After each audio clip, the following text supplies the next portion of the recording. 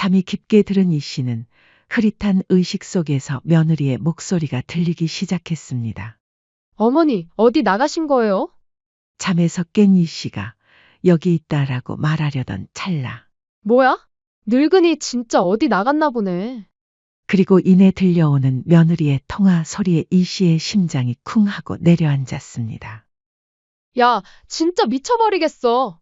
노인네 하나 때문에 집 분위기가 노인정 같다니까? 하, 우리가 뭐 대단한 도움 받았다고 맨날 간섭하는 거야. 시키는 일이나 제대로 할 것이지. 설마 며느리가 이런 생각을 가지고 있을 줄이야. 뒷방 늙은이가 눈치도 없이 자꾸 이래라 저래라. 아, 차라리 어머니가 콱 사라져버리면 속이 다 시원하겠다. 어차피 집이고 재산이고 다 우리거나 다름없는데 뭘. 어머니가 사라진다고 달라질 게 있나? 오히려 속만 편해지지. 며느리의 차라리 사라져줬으면 좋겠다는 말을 듣는 순간 이 씨는 온몸에 소름이 돋았습니다. 억장이 무너지고 피가 거꾸로 솟는 기분이었죠. 좋아. 그렇게 내가 사라지는 게 소원이라면 그 소원 내가 들어주마. 그날 밤 이 씨는 밤새워 수십 년간 모아둔 비상금 통장과 아파트 등기 권리증을 꺼냈습니다. 안녕하세요. 이 사연의 주인공은 70세 이양숙 씨입니다. 서울 도심 한복판 고즈넉한 한옥의 정취를 간직한 한식당은 이 씨의 삶 그 자체였습니다. 50년 평생을 오직 그 한식당에 바쳤고 숱한 역경 속에서도 그녀만의 고집스러운 손맛으로 이름을 알렸죠. 그녀의 손끝에서 탄생한 음식들은 단순한 끼니가 아니라 잊혀가는 고향의 맛이자 어머니의 정성이었습니다. 하지만 세월의 흐름 앞에 이 씨도 은퇴를 결정했습니다. 평생 모은 돈과 가게를 정리한 거금은 고스란히 외동아들 준호에게 향했죠. 갓 결혼한 아들이 고급 한식 파인 다이닝을 열겠다며 도움의 손길을 내밀었을 때 이 씨는 마지막 남은 재산까지 탈탈 털어 아들의 꿈을 전폭적으로 지원했습니다. 준호야, 내가 평생 모은 돈이니까 꼭 성공해야 한다. 내가 성공하는 것이 내 가장 큰 기쁨이야. 이 씨는 아들의 손을 꼭 잡으며 말했습니다. 아들의 눈에 맺힌 감사의 눈물을 보며 그녀는 모든 것을 내어주는 것이 조금도 아깝지 않았죠. 심지어 식당 근처의 30평대 아파트 한 채를 자신의 명의로 매입하여 아들 부부와 함께 살며 손주들을 돌보기로 했습니다. 그 모든 것이 아들 내외의 행복을 빌었던 어머니의 순수한 마음이었죠. 내가 있으면 아이들 키우는데 도움이 될 테고 며느리도 편할 거야. 이 씨는 그렇게 생각했습니다. 초반에는 화목한 가정을 꿈꿨던 이 씨의 기대는 산산조각 났습니다. 아들과 며느리는 자신들의 편의를 위해 그녀를 필요한 존재로만 여겼습니다. 아침 햇살이 채 들기도 전에 며느리의 날카로운 목소리가 이 씨의 단잠을 깨웠죠. 어머니, 애들 학교 늦겠어요. 깨기 전에 아침밥 좀 빨리빨리 차려주세요. 식탁에 앉자마자 재촉하는 며느리의 등살에 이 씨는 매일 새벽같이 일어나 진수성찬을 차려냈습니다.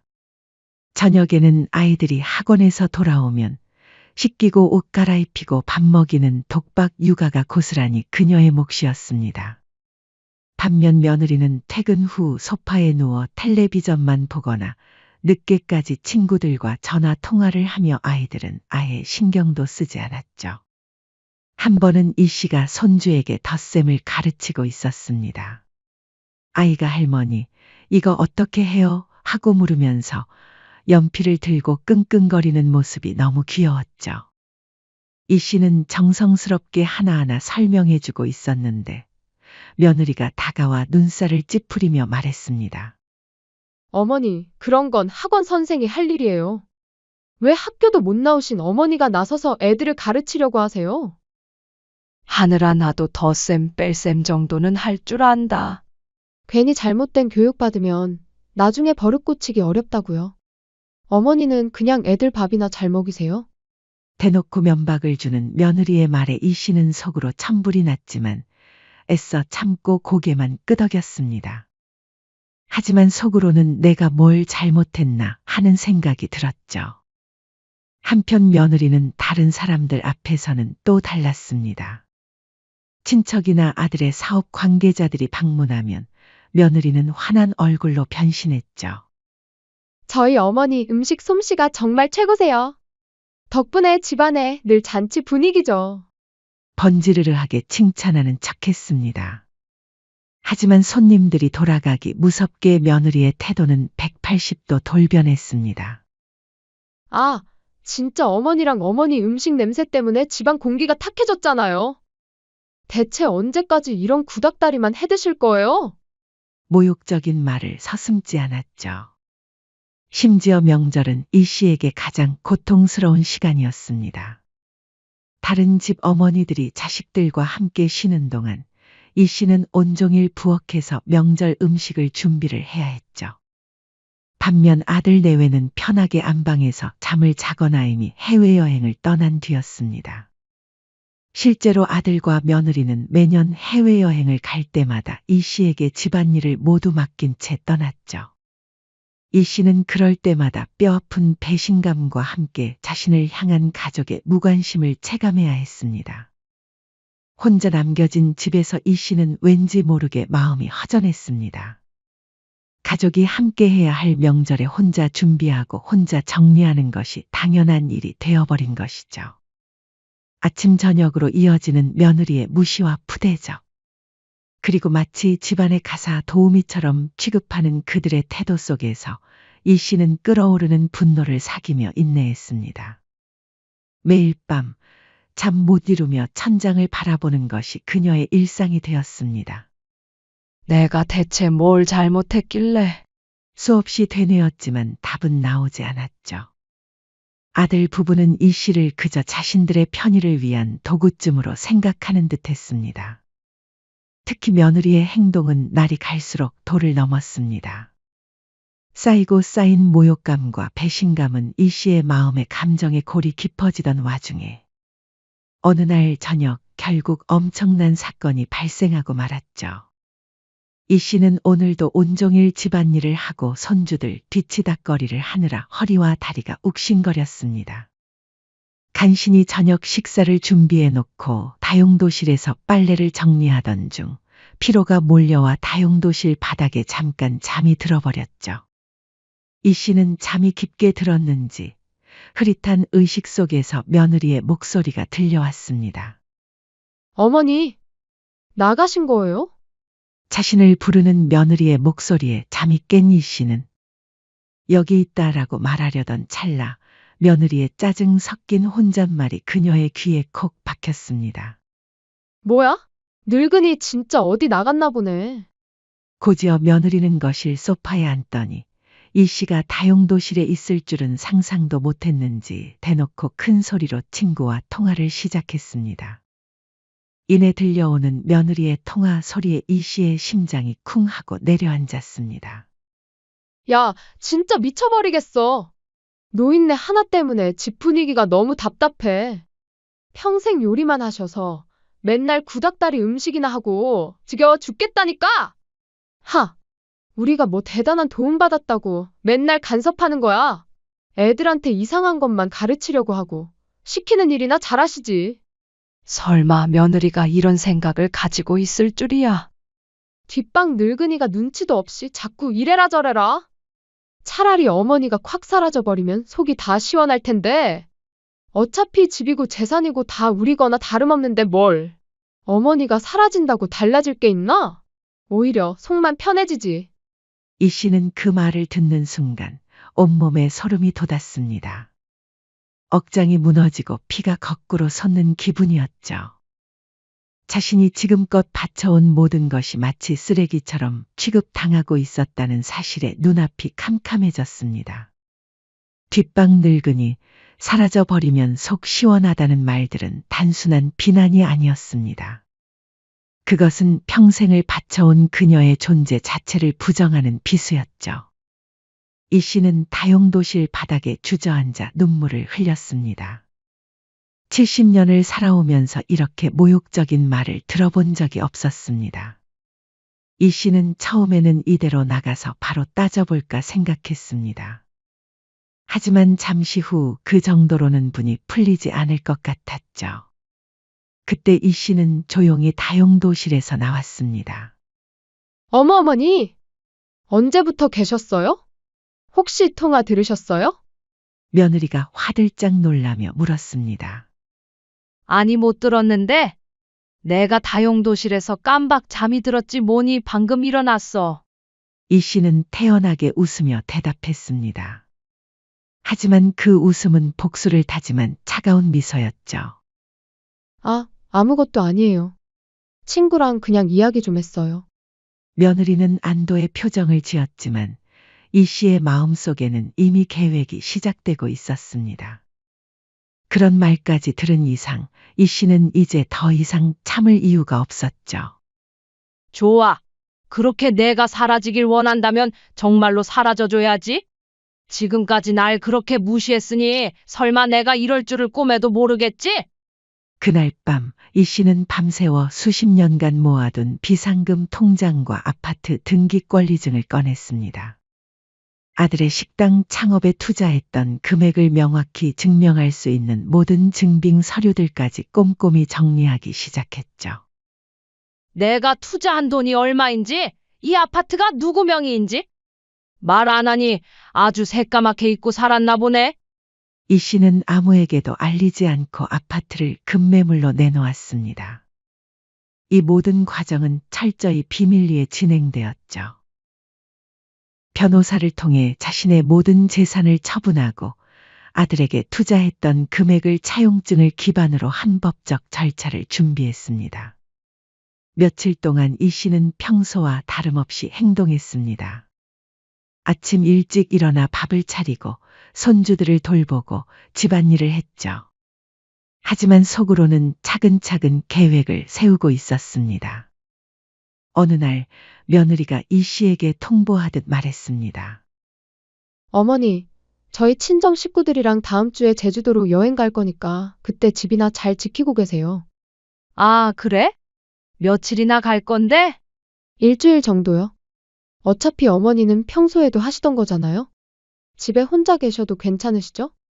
며느리의 말투는 마치 이 씨가 집을 지키는 것이 당연한 의무인 것처럼 들렸습니다. 이 씨는 그 말을 듣고 속으로 회심의 미소를 지었습니다. 바로 그날 아들 내외 친정 식구들과 여행을 떠나는 날을 자신의 완벽한 사라짐의 날로 결정했던 것이죠. 그래, 잘 다녀와라. 집은 걱정 마. 감사해요, 어머니. 역시 어머니가 계시니까 든든하네요. 며느리의 말에 이 씨는 쓴웃음을 지었습니다. 든든하다고? 사라지면 쏙 시원하다고 하면서? 아들 내외가 여행을 떠나던 날 아침, 이 씨는 평소처럼 환한 웃는 얼굴로 배웅했습니다. 아들 내외의 차가 멀어지는 것을 지켜본 이 씨는 집으로 돌아가 마지막 준비를 시작했습니다. 이 씨는 평소처럼 고무장갑을 끼는 대신 캐리어에 자신의 짐을 챙기기 시작했습니다. 그리고 평생을 담아온 삶의 무게를 덜어내는 홀가분한 발걸음으로 집을 나섰죠. 이제 사라져줄 시간이네. 그럼 어디 한번 나가볼까? 여행에서 돌아온 그들은 어머니가 감쪽같이 사라진 상황에 당황했습니다. 뭐야? 어머니가 어디 가셨나? 왜 이렇게 집이 허전해? 그들은 잠시 당황했지만 이내 대수롭지 않게 여겼습니다. 잠시 친척 집에 가셨겠지. 어머니가 좀 쉬고 싶으셨나 보네. 이 씨의 연락이 없었지만 그들은 의아해했을 뿐 적극적으로 어머니를 찾을 생각은 하지 않았습니다. 오히려 며칠은 홀가분해하는 기색이었죠. 드디어 자유다. 며느리는 신이 나서 말했습니다. 하지만 일주일이 지나자 상황이 달라지기 시작했습니다. 이 씨가 흔적도 없이 사라진 뒤 아들과 며느리의 삶은 한순간에 아수라장으로 변했습니다. 아침 식탁은 텅 비어 있었고 아이들은 배가 고프다며 울어댔습니다. 엄마 배고파요. 할머니는 언제 와요? 잠깐만, 엄마가 뭔가 해줄게. 며느리는 허둥지둥 음식을 차렸지만 아이들은 맛이 없다며 먹지 않았죠. 아이들의 등하원은 매일 아침 전쟁이 되었습니다. 여보, 빨리 애들 좀 챙겨줘. 나 바빠. 당신이 해?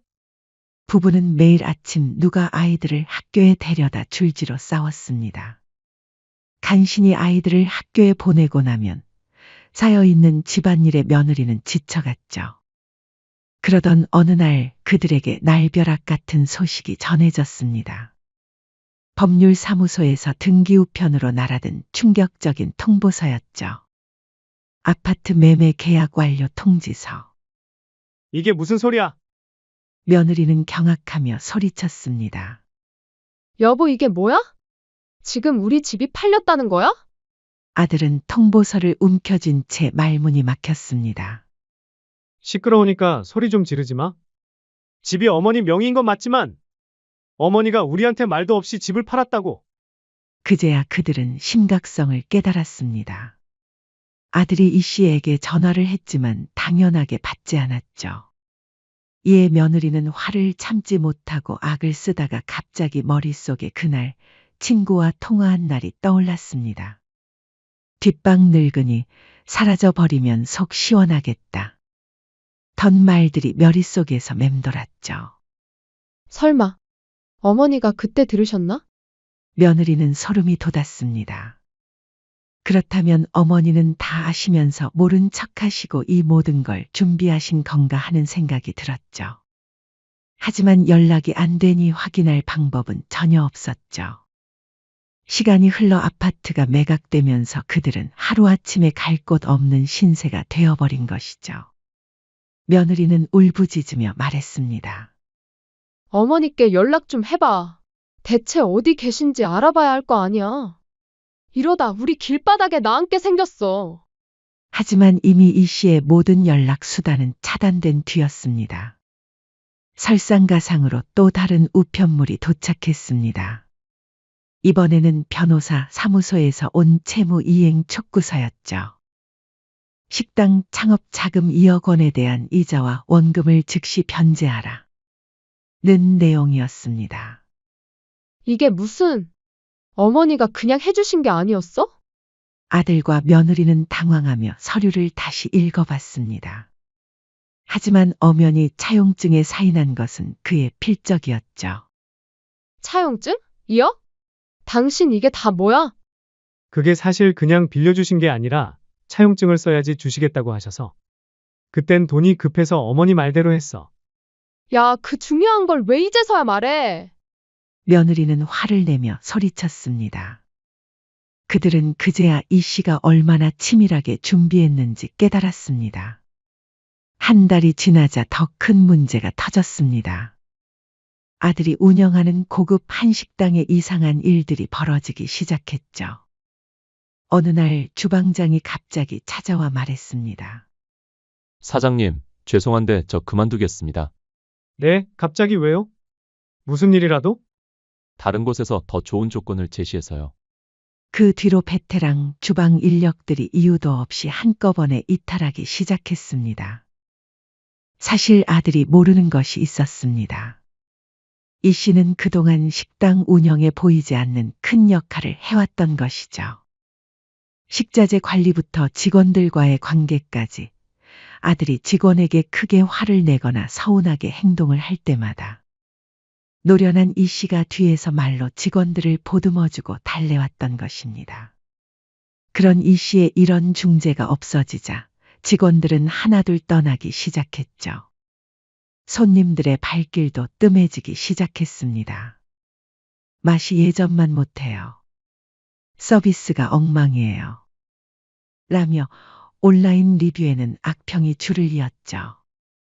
아들은 허둥지둥했지만 이 씨의 그림자 없이는 아무것도 해결할 수 없었습니다. 도대체 왜 이런 일이 벌어지는 거지? 2달이 지나자 며느리도 한계에 다다랐습니다. 빨리 어머니한테 연락해봐. 집이 문제가 아니고 이러다가 우리 진짜 망하겠어. 내가 계속 연락하고 있잖아. 근데 어머니가 전화를 아예 안 받으시는데 나보고 어떡하라고. 부부는 매일 싸웠고 아이들은 돌봐줄 사람이 없어 방치되었습니다. 며느리는 절망하며 바닥에 주저앉았습니다. 우리 이제 어떻게 살아? 집도 없고 식당도 망했는데. 한편 식당은 직원들이 대부분 떠나면서 운영이 불가능해졌고 결국 문을 닫을 수밖에 없었죠. 사장님, 임대료가 벌써 3달째 밀렸어요. 밀린 거 언제 주실 거예요? 건물주까지 독촉하기 시작했습니다. 죄송합니다. 조금만 기다려주세요. 하지만 돈이 어디 있었겠습니까?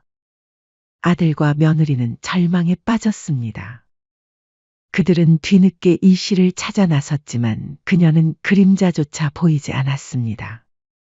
아들이 친척들에게 연락해봐도 아무도 이 씨의 행방을 알지 못했죠.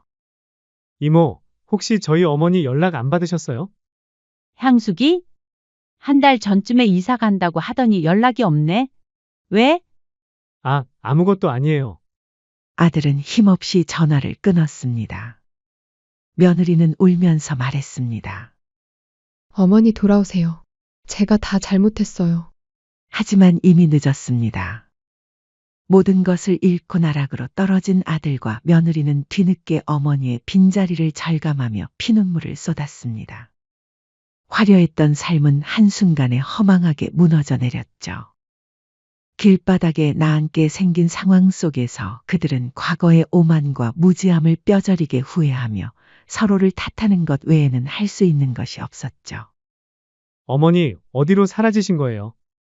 당신이 그때 어머니한테 사라진 애 만에 그런 말만 하지 않았더라면 이 꼴은 안 났어. 나만 잘못이야? 당신도 어머니 무시한 건 마찬가지잖아.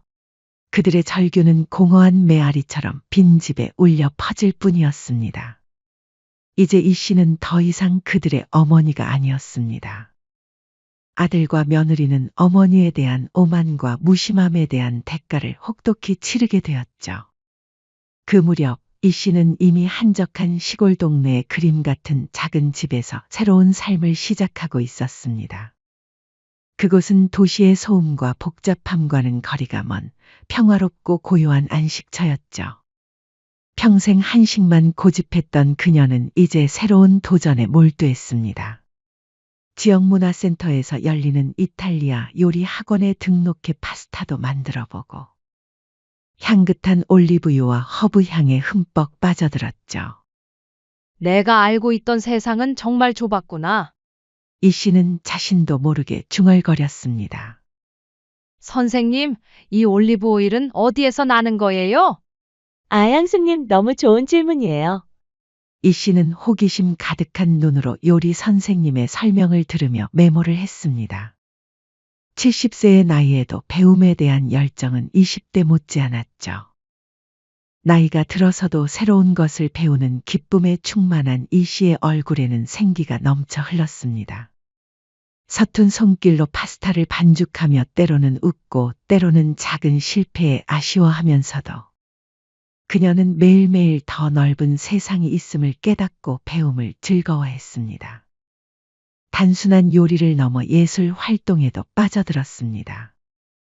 마을 그림 동호회에 나가 유화를 그리며 취미 활동으로 생기를 찾았죠. 동호회 친구들과 나누는 대화는 언제나 즐거웠습니다. 가끔 이 씨는 마을 회관에서 어르신들을 위해 자신의 요리 솜씨를 재능 기부하며 따뜻한 정을 나누었습니다.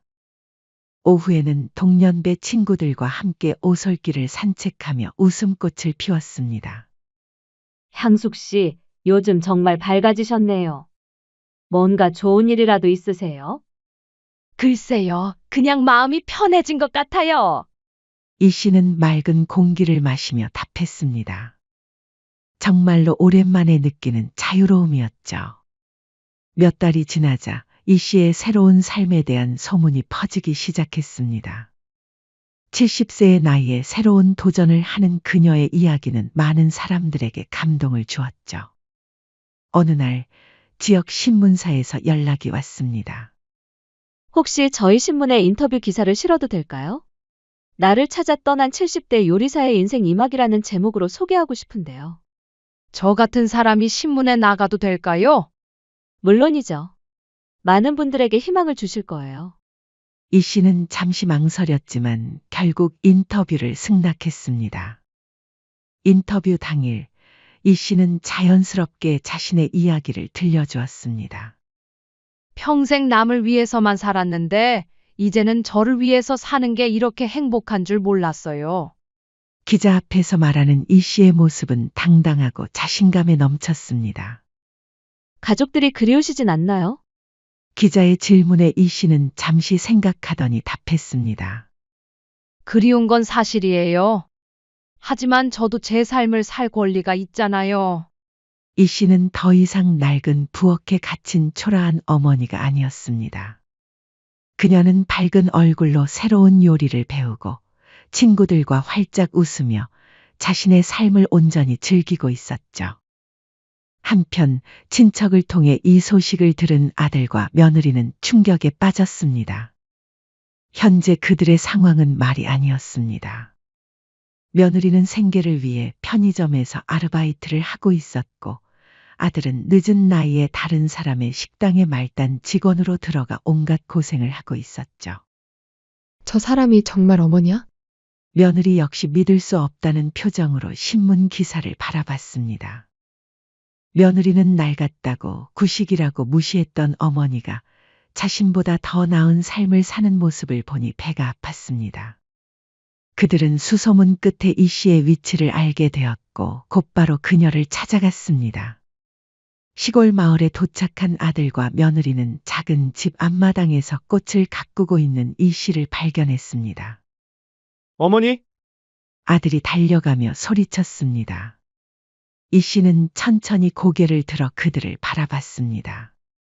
놀라는 기색도 반가워하는 기색도 없었죠. 어떻게 여기까지 왔니? 담담한 목소리였습니다. 어머니, 저희가 잘못했어요. 용서해 주세요. 며느리는 무릎을 꿇고 눈물을 흘렸습니다.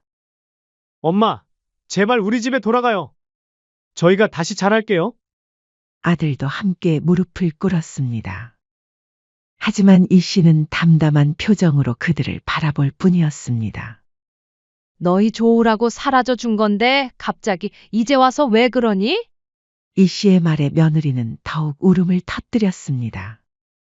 어머니, 정말 죄송해요. 제가 정말 못된 며느리였어요. 이 씨는 차갑게 웃으며 대답했습니다. 아, 그때 내가 친구한테 전화로 뭐라고 했더라? 노인네 하나 때문에 집 분위기가 너무 답답해. 뒷방 늙은이가 눈치도 없이 자꾸 이래라 저래라. 차라리 콱 사라져버리면 속이 다 시원할 텐데. 어차피 집이고 재산이고 다 우리거나 다름없는데 뭘. 이라고 했지 아마? 며느리는 얼굴이 새하얘졌습니다. 어머니, 역시 다 들으셨군요. 며느리는 고개를 떨어뜨렸습니다. 다 들었지. 그래서 며느리 소원대로 해줬잖아. 사라져 달라고 했으니까 사라져 준 거야. 어머니, 그래도 가족인데 한 번만 용서해 주세요. 아들이 애원했지만 이 씨는 비웃음을 지었습니다. 가족? 가족이라면 서로 존중해야 하는 거 아니니? 너희들은 날 가족이 아니라 가사도우미로 생각했잖아. 아들과 며느리는 할 말이 없었습니다. 어머니, 그냥 가거라. 난 이미 너희 없이도 충분히 행복해. 이 씨의 단호한 태도에 아들과 며느리는 더 이상 뭐라고 말할 수 없었습니다. 그들이 알던 어머니가 아니었죠. 결국 그들은 빈손으로 돌아갈 수밖에 없었습니다. 이 씨는 그들이 떠나는 뒷모습을 잠시 바라보다가 다시 자신의 일상으로 돌아갔습니다. 누구의 엄마나 시어머니가 아닌 오직 이양숙으로서의 삶을 당당하게 살아가고 있었죠. 그녀의 복수는 스스로의 가치를 증명하고 진정한 자유를 얻는 통쾌한 승리였습니다. 아들 내외에게는 잃어버린 것을 깨닫는 값비싼 수업이 되었죠. 이 씨는 이제 과거의 짐을 내려놓고 자신만의 맛과 행복을 찾아 인생의 황금기를 만끽하고 있었습니다. 이제 그녀에게는 진정으로 자신을 아끼고 존중해주는 사람들이 있었습니다. 별이 총총한 시골 밤하늘 아래 이 씨는 마침내 진정한 평화를 찾았습니다. 사연은 여기까지였습니다.